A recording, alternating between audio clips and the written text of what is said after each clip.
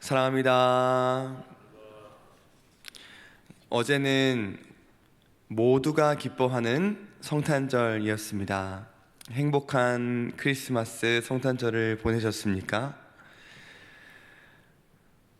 온 세상이 기뻐하고 또 즐거워하고 또 맞이하는 이 크리스마스, 예수님이 오시고 난 뒤에 모든 사람들도 그러하였고, 예수님이 오시기 전 메시아를 기다리는 이스라엘 백성들도 이 성탄절 크리스마스를 매우 기대하였습니다.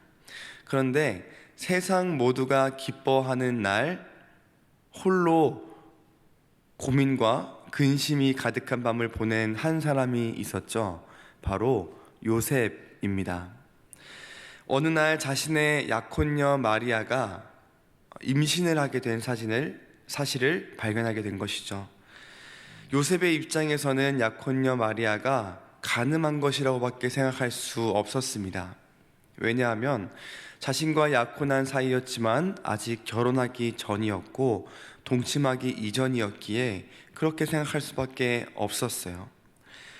간음한 여자는 율법에 따르면 그 자리에서 돌로 칠 수 있습니다. 그러나 19절 말씀에 보면 그러나 요셉은 의로운 사람이다 라고 말합니다. 여기에서 의롭다라는 것은 정의롭다, 옳은 일을 행하다, 정직하다라는 그런 의미를 담고 있는 단어를 사용하고 있는데, 그러니 그는 이 간음한 여자를 발견했을 때, 목격했을 때 그 자리에서 돌로 쳐야 마땅합니다. 그러나 이어져 나온 말씀은 그렇지 않죠. 그를 드러내기를 원하지 않다, 드러내지 않았다라고 말씀합니다.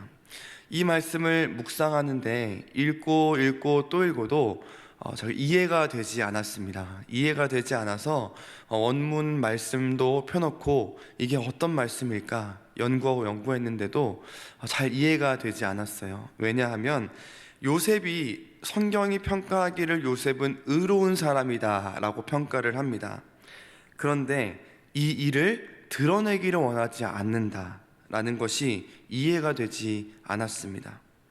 의로운 사람이라면 응당, 옳은 일을 행해야 하는 사람이라면, 성경이 정의롭다 평가하는 사람이라면, 정직한 사람이라면, 이런 불의한 일, 이런 죄가 범죄한 사실을 목격했을 때 공의가 이루어질 수 있도록 처벌을 해야 하는 것이 마땅한 것이 아닌가.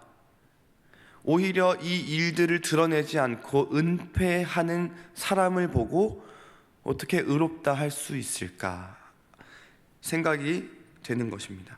그러나 조금 더 연구해 보니 이 드러내지 않았다라는 이 말은 그가 부끄럽지 않도록 했다라는 이 말과도 통용되었습니다. 이게 무슨 말입니까? 세상 사람들이 마리아가 다른 사람과 간음하여 임신하였다는 이 사실을 세상 사람들이 알게 하여 그가 부끄럽지 않게 하였다. 그래서 드러내지 않았다. 그래서 가만히 끊고자 했다라는 것입니다. 이 말씀을 묵상하며 저는 한 가지 깨달았습니다. 하나님께서 이 요셉을 괜히 선택하신 게 아니구나. 하나님께서 의롭다 여기시는 그 의로움이란 다른 사람들의 그런 잘못을 발견했을 때 지적하고 비방하며 그 죄를 처벌하는 의로움이 아니라 그의 허물이 있어도, 그의 부족함이 있어도 덮어줄 줄 아는, 그것이 하나님이 보시는 의로움이구나 라는 것을 깨달았습니다.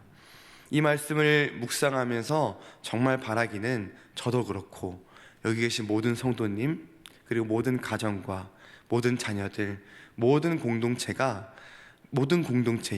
정말 이런 의로움이 가득하여서 남들의 허물을 덮어줄 줄 아는, 그래서 이 추운 계절, 그리고 정말 이 추운 사회를 조금 더 따뜻하게 해줄 수 있는 그런 우리가 되면 좋겠다라는 생각이 들었습니다.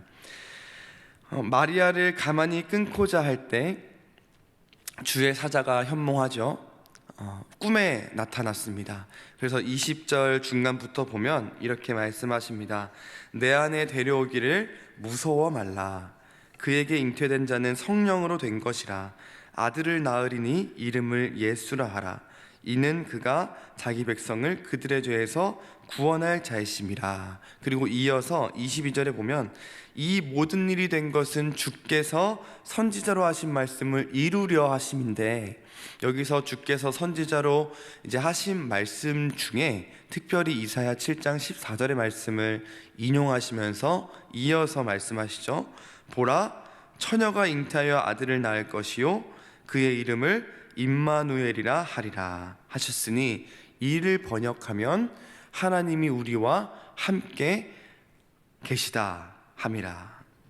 여기에서 요셉은 깨달았습니다. 마리아가 다른 남자와 간음하여 잉태한 것이 아니라 성령으로 잉태하였다라는 사실, 그리고 그 잉태되신 분이 바로 우리를 죄에서 구원하여 주실 예수 메시아라는 사실을 깨달았습니다. 그리고 이 모든 일들은 예전부터 주께서 계획하시고 이루어 가시는 일이라는 것, 그 계획 가운데 자신이 서 있다라는 그 사실을 깨달았던 것입니다. 남의 허물을 덮을 줄 아는 이 의로운 요셉을 통해 의의 왕 예수 그리스도가 이 땅 가운데 오신 것입니다. 우리의 모든 죄를 덮어주실 예수 그리스도가 이 땅에 오신 것이죠. 죄덩어리인 우리가 그 죄로 인하여 세상 사람들에게 부끄럽게 되지 않도록, 죄덩어리인 우리가 저 사탄에게 있어서 사탄 앞에서 부끄럽게 되지 않도록 의의 왕이신 예수께서 이 땅에 오신 것입니다. 우리 예수님이 이 의로운 요셉보다 더 우월하신 것은, 의로운 요셉은 정말 대단하죠. 그 모든 죄를 덮어줄 줄 아는 따뜻한 사람이었습니다. 그런데 가만히 끊고자 파혼하려 했어요, 결국엔. 그러나 의의 왕이신 예수님께서는, 임마누엘 하나님은 우리를 끊어버리지 않으시고 오히려 우리와 함께 계시기 위하여 이 땅 가운데 오셨다라는 사실입니다. 그리고 우리와 하나님을 끊어버리시는 게 아니라 오히려 죄와 끊어버리시기 위해, 우리를 죄에서 구원해 내시기 위해 이 땅에 오셨다. 여기서 이 신약 성경에서는 이름을 예수라 하라 라고 하는데, 구약 성경에서는 임마누엘이라 하라 라고 이름을 여러 가지를 말씀하시죠. 우리 하나님 예수님은 이름이 성경에서는 여러 가지 각도로 나타납니다. 그런데 이것은 상충되지가 않죠. 하나님이 우리와 함께 하시기 위하여 한 가지 필요한 것이 있었습니다. 죄와 함께 하실 수 없는 하나님은 우리와 함께 하시기 위해 우리에게서 죄를 끊어내 버리셔야 했습니다. 그 예수라는 이름은 우리를 구원하시다라는 뜻을 가지고 있는데, 그러니 우리와 함께 하시기 원하시는 임마누엘 하나님은 우리를 죄에서 구원하시는 예수 그리스도라는 것이죠. 말씀을 맺겠습니다. 성탄의 새벽을 맞은 우리는 의의 왕으로 오신 예수님을 닮아가면 좋겠습니다.